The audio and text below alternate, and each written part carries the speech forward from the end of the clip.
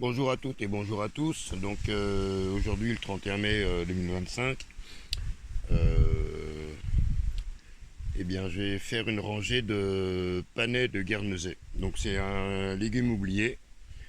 La carotte l'a largement remplacé, mais il a des valeurs nutritives qui sont quand même largement au-dessus de la carotte. Par contre, très délicat à faire germer. Ça m'est arrivé une année que ça n'avait pas germé du tout, ça n'a rien donné. Et puis voilà, donc j'ai fait le sillon, tendu mon cordeau, passé un coup de motobineuse, enfin dans l'ordre c'est motobineuse, assez en profondeur parce que c'est une racine qui descend, qui est assez longue. Ensuite j'ai mis mon cordeau, fait mon sillon et là je suis en train de mettre mon compost à l'intérieur du sillon. Voilà. Bon, j'ai de quoi faire. Niveau compost, j'en ai qu'une petite partie là, j'en ai d'autres. Et ce qui permet de pouvoir amender la graine directement et de garder en même temps un taux d'humidité. Voilà. Donc je vais finir le dépendre le. Ouais, j'ai du mal à parler, je suis en train de manger des pastilles Vichy en même temps. Donc pour une fois que je fume pas. Et je vais finir d'épandre mon compost et après passer au semis. Donc le compost est mis. Maintenant je le lisse un petit peu avec les doigts, comme si mes doigts étaient un râteau, comme ça. Hop. Ce qui permet d'avoir, contrairement à ce que j'ai fait pour les haricots verts, permet d'avoir un fond toujours à peu près plat par rapport à une petite graine. Voilà. Qu'il n'y ait pas des graines qui s'en aillent à 3 cm et d'autres qui restent à la surface. Voilà.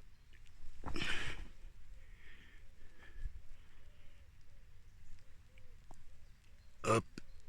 Ok. Et maintenant on va passer au semis. Donc voilà, c'est du panais de guernesey. Alors la graine n'est pas très grosse, bon elle est quand même plus grosse que la carotte.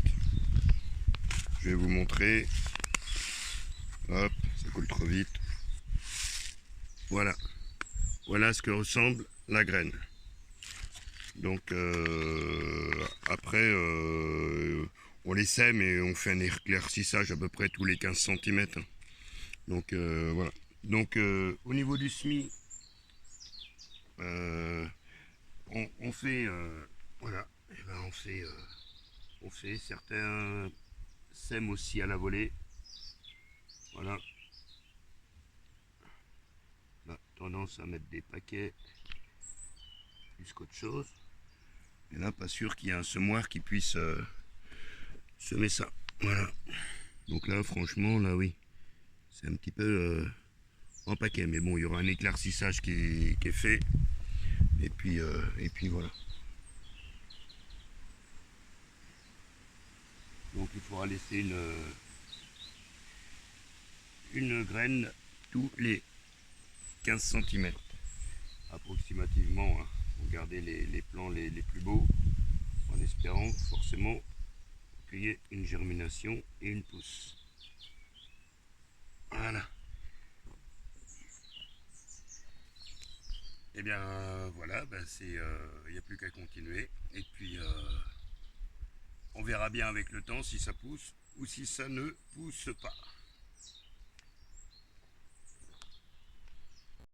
Donc voilà, c'est semé. L'avantage avec ce genre de graines là sur un petit lit de compost, c'est que la graine au moins se voit et on sait qu'on passe. C'est un peu différent quand même que des carottes. Hein. Parce que alors, les carottes, pour voir où on passe, où on a semé la graine, c'est pas toujours une évidence. Et ensuite, eh bien, comme je disais, on fait la même façon que pour les autres plantes, c'est-à-dire qu'on recouvre avec le râteau. Voilà. 1 cm de profondeur à peu près au niveau de la graine. Une fois qu'on a fait tout le rang, et on refait un petit damage avec le râteau. Et ensuite, un arrosage. Voilà. Certains arrosent en fond de sillon. Moi, mon terreau est déjà humide, donc enfin mon compost est déjà humide, donc j'ai pas arrosé.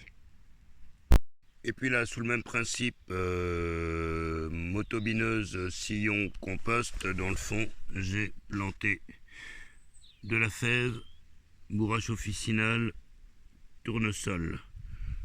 Là, tout le long, je fais un mélange de graines que j'avais. Je verrai bien ce que ça donne, dans l'espoir que ça pousse et puis que ça serve pour les pollinisateurs, quoique la bourrache officinale, manger les fleurs ne me dérange pas. Voilà. On voit bien que je vous remercie de votre visite. Prenez soin de vous et bisous.